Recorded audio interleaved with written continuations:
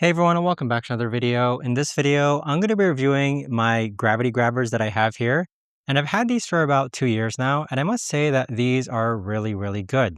So with these gravity grabbers, how it works is that you basically open it up like this, and then gravity will go ahead and make sure that it's locked in. So here we have an example snowboard where all I do is push it against it, raise it up, and then gravity will pull it down so that the friction actually keeps it in place.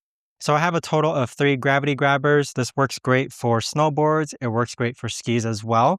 The side handles here are great for skis, but because my family only has snowboards, we use this mostly for only our snowboards.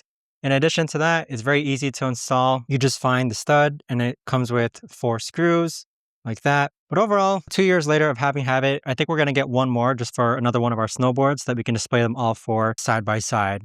But with these gravity grabbers, if you're looking for a neat way to go ahead and present your snowboards without having them lay on the floor, definitely check this out. I've had no problems with it whatsoever.